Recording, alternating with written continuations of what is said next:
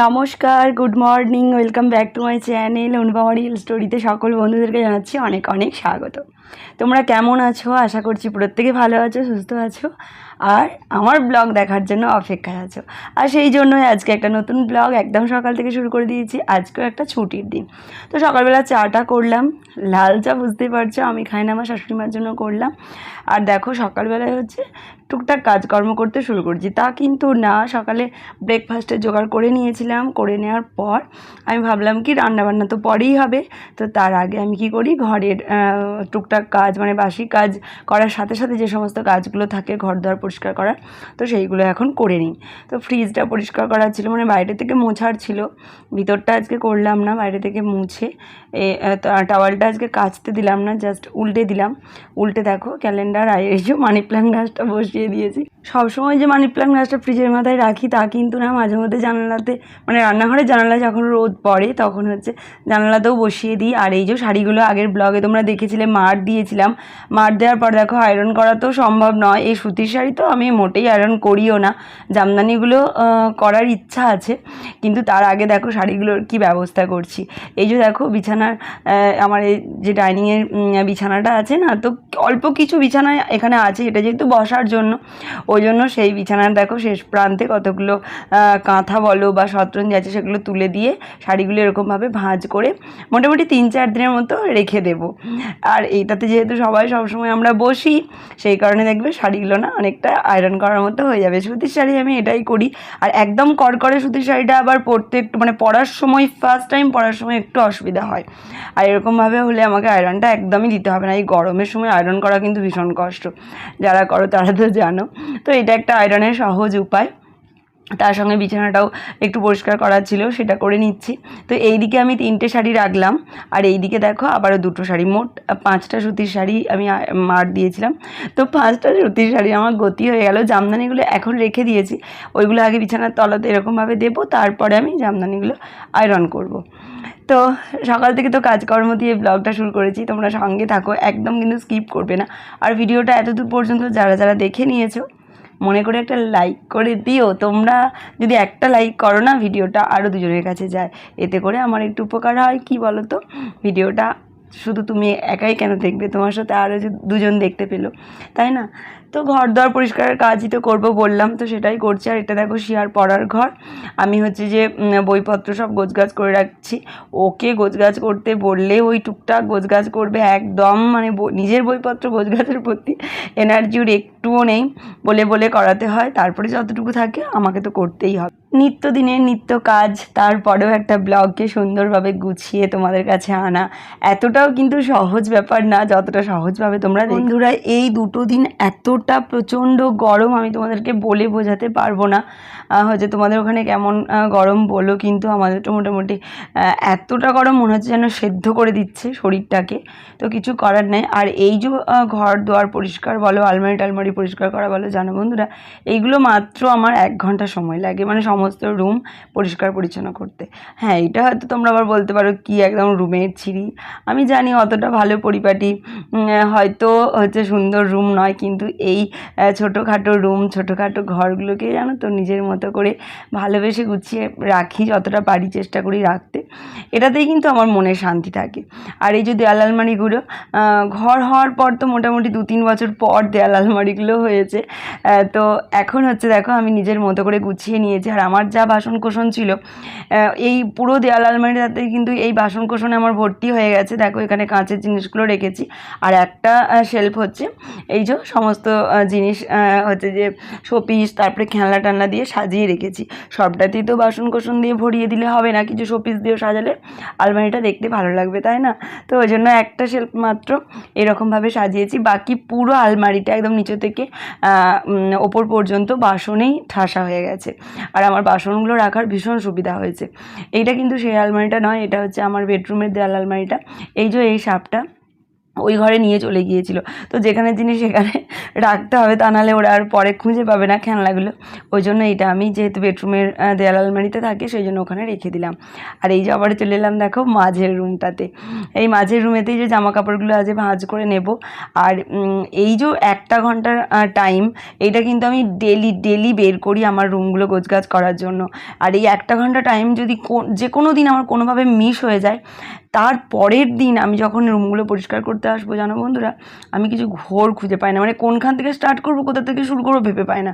কারণ আমি প্রতিদিন যেই কাজটা, গোছানোর কাজটা বলো বা পরিষ্কার করার কাজটা বলো, ডেলি যেটা করি, একটার পর একটা ধাপের পর ধাপ ডেলি হতেই থাকে। মাঝে একটা দিন কি 2 দিন গ্যাপ হয়ে গেলে না কাজটা অনেকটা জমে যায়। মনে করো এই কোণাতে ঝুল জমে গেল, ধুলো জমে গেল, কাপড় জামার ঠাস হয়ে গেল, তো অনেকটা টাইম কিন্তু সেক্ষেত্রে চলে যায়। ওই জন্য ডেলি আমি 1 ঘন্টা এই ঘর দর পরিষ্কারের কাজে দিই। এতে করে ঘরগুলো আমার একদম টিপটপ আর ঠিকঠাক মতো গুছিয়ে আমি রাখতে পারি। তো যাই হোক, সমস্ত রুম পরিষ্কার করা হয়ে গেছে। এইটা হচ্ছে আমার ডাইনিং প্লেস। তো এইখানটা দেখো, এখানে কিছু শিয়া তিন্নির ওষুধ থাকে। আর এই যে চশমাটা, এটা তোমার দাদাভাইয়ের চশমা। তো ওর চশমা ভীষণ প্রয়োজন, মানে তো জানো তো, লেখাপড়া এইসবের ক্ষেত্রে ও চশমা ছাড়া কিছু দেখতে পায় না। তো এইটা হচ্ছে বাড়িতে থাকে, ওর ব্যাগে একটা থাকে আর অফিসে থাকে। আগে একটা চশমা থাকতো, ভীষণ অসুবিধা হতো। মাঝে মধ্যে যদি অফিস নিয়ে যেতে ভুলে যেত চশমা, তাহলে কাজ করতে ভীষণ অসুবিধা হয়। ওই জন্য আমি ওকে বলেছি 3টে চশমা কেন, যেহেতু তোমার চশমা ছাড়া চলবেই না, বাসেতে যেতে যেতে ফোনেতেও টুকটাক কাজ করতে হয়। ওই জন্য ব্যাগে একটা থাকে, অফিসে একটা থাকে, আর একটা বাড়িতে থাকে। ভুলে গেলে কোনো সমস্যা হবে না। তো এখানে দেখো আমি এখন হচ্ছে দেয়াল আয়নাটা। তো তোমরা যারা আমার ব্লগ প্রথম থেকে দেখছো তারা তো জানো যে আমার এই বড় আয়নাটা কিসের জন্য। আমার অনেকবার মনে হয়েছে জানো তো এই আয়নাটা খুলে দেব, আবার ভাবি যে না থাক, লাগানো আছে, ক্ষতি তো কিছু করছে না আমার। উপকার হয়তো এখন কিছুই হয় না এ থেকে, কিন্তু এক সময় তো আমার প্রচুর উপকার করেছে বা প্রচুর কাজে এসেছে, আমার প্রচুর ইনকাম এসেছে এইখানটা থেকে। আর এখন তো আমার কোনো ক্ষতি করছে না, তো থাকো যেমন আছে থাক। ওই জন্য আর খুলি না, ঠিক আছে। তো পরিষ্কার তো করতে হয়। আগে তো ডেলি আয়নাটা মুছতাম যখন কাজ করতাম পার্লারে, তো এখন তো আর ডেলি মোছা হয় না। আসলে কাজ করি না তো, তাই তাগিদও নেই। তো মাঝে মধ্যে সপ্তাহে 2 দিন কি 3 দিন এখন মোছা হয় আয়নাটা। আর আমার বাচ্চার বাড়ি, বুঝতে পারছো তো, হাতের ছাপ, হাত দিয়ে ভীষণ নোংরা করে দেয়। আর এই যে আমার পুরো রুমেতে একটাই বক্স জানালা আছে, তাও খুব ছোট্ট একটা বক্স জানালা। আর এই ছোট্ট বক্স জানালাটাকে দেখো আমি আমার মনের মতো করে গাছ দিয়ে সাজিয়ে রাখি। আর এই গাছগুলো জানো তো আমার বাড়িতে যারা যারা আসে, প্লাস তোমার দাদাভাইয়ের ভীষণ পছন্দ। বিভিন্ন রকম ইনডোর প্লান্ট গাছ এখানে আছে, কিন্তু জানো তোমার দাদাভাই এতটুকু পরিশ্রম এই গাছগুলোর পিছনে করে না। মানে 1 বোতল জল পর্যন্ত এদেরকে দেয় না, বললেও দেয় না। মানে বলে মনে থাকে না, গাফিলতি, যাই হোক আমি দিয়ে দিই তাই সে দেয় না, কিন্তু পছন্দ ভীষণ করে। আর এই যে একটা দেখো সাদা নোটামণি গাছের আবার ফুলও ধরেছে। আর তুলসী গাছটা দেখো কত বড় হয়েছে। এইটা তো আগের ব্লগে তোমরা দেখেছিলে, তুলসী গাছটা লাগিয়েছিলাম। তুলসী গাছটা কিন্তু তোমার দাদাভাই লাগিয়েছিল। তো ঠিক আছে, আমি টবটা রেডি করে দিয়েছিলাম, গাছটা কিন্তু সে লাগিয়েছিল। গাছটা কিন্তু ভীষণ বড় হয়ে গেছে। তো এবার আমি রান্নাঘরে চলে এলাম। রান্নাবান্না কিন্তু টুকটাক হয়ে গেছে, জানো তো, টুকটাক বলতে সবই কমপ্লিট হয়ে গেছে। রান্নাটা তোমাদের সাথে শেয়ার করা হয়নি। আজকে রান্না করেছিলাম ডাল, মাছের ঝাল, বড়ি আর ফুলকপির ডাঁটা সব দিয়ে একটা চচ্চড়ি, আর হচ্ছে কুমড়োর তরকারি করেছিলাম। তো এই রান্নাবান্নাগুলোই করেছি।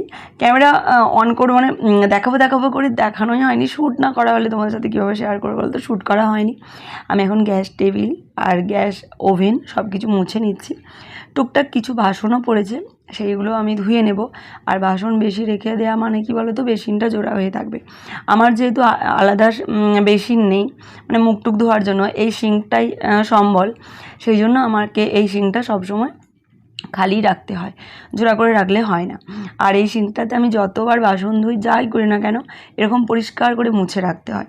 তা নাহলে জানো তো শ্যাওলা হয়ে যাবে, নোংরা থাকবে, জীবাণু হবে। আর টেবিলটাও দেখো ফাইনাল মুছে নিলাম, কারণ টেবিলটা তো আমি রান্না করতে করতে ভীষণই ব্যবহার করি। তাছাড়া ভাত খাওয়ার সময় আবার মুছবো কেন, একদম মুছে নিলাম।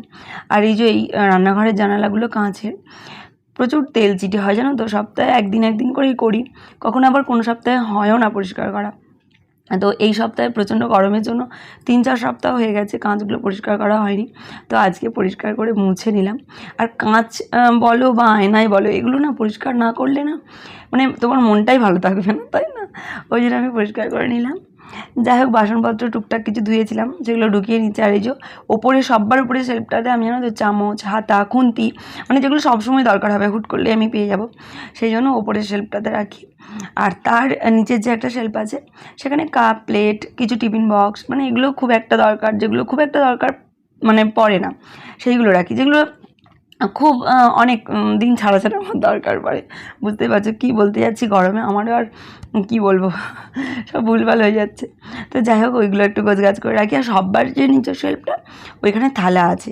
আর এই যে সকাল থেকে একটু পড়াশোনা করেছে ওরা, তারপরে খেলাতে মত্ত হয়ে গেছে, আমি যেহেতু কাজে ব্যস্ত হয়ে গেছি সেই কারণে দেখো তিন্নি কোথায় ঢুকেছে, খাটের তলায়। আর আমার শিয়ারানি সব সময় হাতের কাজ কিছু না কিছু করেই যাচ্ছে, ও কাগজ দিয়ে কিছু না কিছু বানাচ্ছে, নয়তো এই যে রং করছে ফেব্রিক দিয়ে, কত কী যে বানাচ্ছে তার নাই ঠিক। শিয়া যত বড় হচ্ছে হাতের কাজের প্রতি নেশা বা হাতের কাজের যে একটা সৌন্দর্য ওর কিন্তু বাড়ছে। যাই হোক সকাল থেকে ব্লগটা শুরু করলাম, আর 1 ঘন্টার মধ্যে কীভাবে আমি আমার রুম ঘর দুয়ার পরিষ্কার পরিচ্ছন্ন করে ফেললাম সেটাই তোমাদের সাথে আজকে শেয়ার করছি। আশা করছি ভালো লেগেছে, ভালো লাগলে অবশ্যই একটা লাইক করে দিও। আজকের মতো টাটা, ভালো থেকো সবাই।